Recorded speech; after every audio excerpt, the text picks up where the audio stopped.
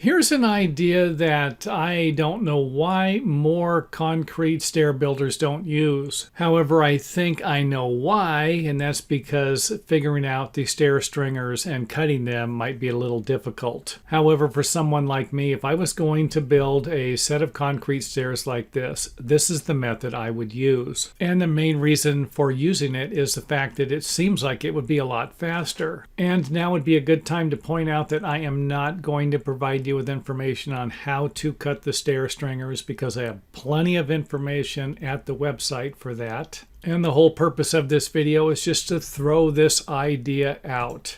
Use some stair stringers, set them on top of the lower forms and either under or have the forms above butt up against like we have here. And then you would simply attach your risers, maybe some 2x8s to the stringers with screws or nails that can be removed easily. And one of the reasons why I'm showing you this is because I actually think it's going to be easier for do-it-yourselfers to do something like this. Now you can also shape the bottom of the risers, and this is to allow the trowel to come in here and get closer to the edge of the corner here. And some concrete finishers choose to do that, others don't. And I've never built a concrete set of stairs where I didn't strip everything down that day and finish the stairway. And I would recommend that you do the same also. Now let's just go ahead and get started. You can start with a single board here and a single board up here. Or you can build the forms for the lower and upper deck. And again, this is something that you can do under some circumstances, and you might not want to do it under other circumstances. And if you're trying to figure out the riser height, you could always extend the form board and then level it so that you can get the measurement that for the total rise. And that would be from the top of the upper deck or landing up here to the top of the landing below. And in our case here, we are going to be using 35 inches or 2'11", and if we divide 5 into 35, we're going to get 7 inches. So that will give us 5 7-inch risers. And these are the numbers that we're going to use to lay out our stair stringer. We're going to have a 10-inch wide step, which there will be 4 of. 1, 2, 3, 4. 5 risers, 4 steps. And make sure that you put a level on top of the steps to make sure that they are level.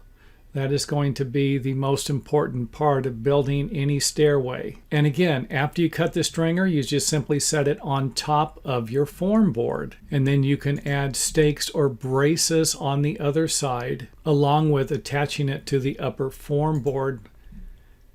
And then you're going to want to make sure that it is nice and straight, of course. And this one can be used as a guide. So you can always do one side first. And not only will this part of the stairway need to be level, this part of the stairway will need to be level also. Next up, let's take a look at the stakes. And you can put as many as you want in your stairway, and that it is not going to move when you place the concrete inside of the forms. Next up, I want to provide you with another idea, something that might work better for you under other circumstances. For example, here we have the stringer sitting on top of the forms. However, if we were going to build the stairway forms first, then you might want to have the forms sit below the top of the form if that's going to work better.